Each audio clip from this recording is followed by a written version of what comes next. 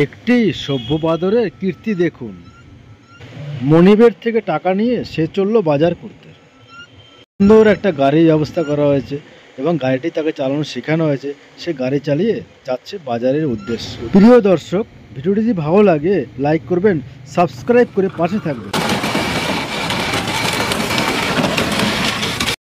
আর এই বুদ্ধিমান বাদরটি গাড়িটি রাখলো ঠিক পার্কিং জন্য। দেখুন সেখানে বেশ কয়েকটি বাইক রাখা আছে। গাড়ি তো পার্কিং হলো, বুদ্ধিমান বাদর এখন চলছে বাজার করে। সামনে যেতে যেতে দেখলো একটা মেইন রোড, বুদ্ধিমত্তার সঙ্গে সেটাও পার করে নিল এই বাদরটি। সে বাজারে আসলো আর দেখে মনে হলো যে সবাই এর পরিচিত এবং সে বাজার করে। দোকানি চাইনিজ ভাষায় কিছু বলল। বুদ্ধিমান বাদরটি বাজার করায় বেশ মশগুল ছিল। ইতিমধ্যে কেউ বা কারা তার গাড়িটি চুরি করে নিয়ে যায়। আর তারপরে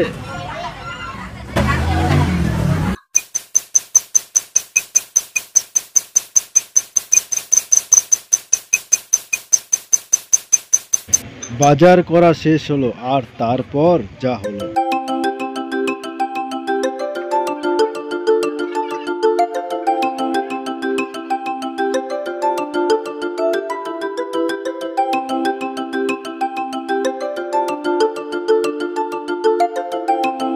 আসলো পার্কিং এসে দেখলো তার গাড়িটি আর নেই। তার হাতে থাকা টাকাটা পকেটে ঢুকিয়ে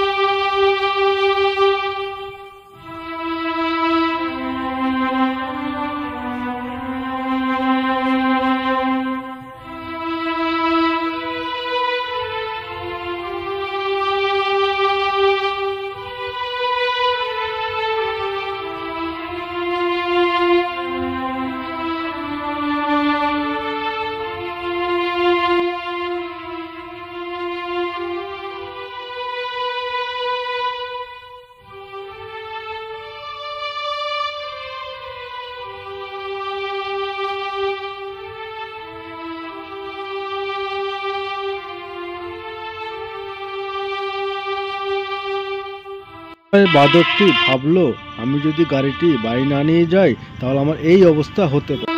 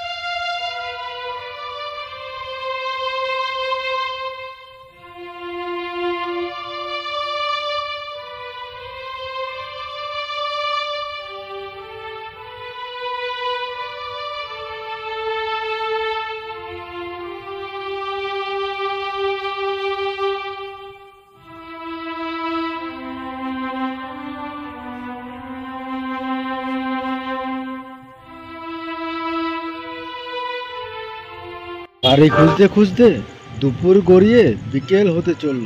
আর তখন সে দেখতে পেল সামনে তার গাড়িটি রাখা ছিল একটি ভাঙাড়ির দোকানে। মনিবের ভয়ে সে সারাদিন গাড়ি খুঁজল। দিন পরে গাড়িটিকে দেখতে পেয়ে সে একগাল হাসি নিয়ে ছুটে গেল সেই ভাঙাড়ির কাছে।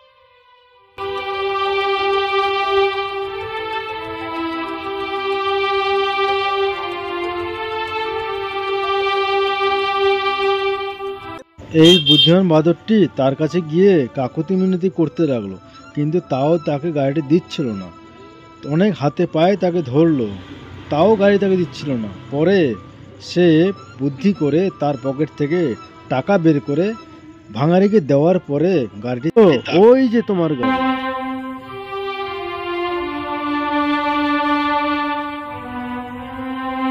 দর্শক, ভিডিওটি যদি ভালো লাগে আর এই ধরনের যদি নতুন ভিডিও পেতে চান তাহলে চ্যানেলটিকে প্লিজ সাবস্ক্রাইব করুন আর ভিডিওটি শেষ পর্যন্ত দেখুন। অনেক ধন্যবাদ।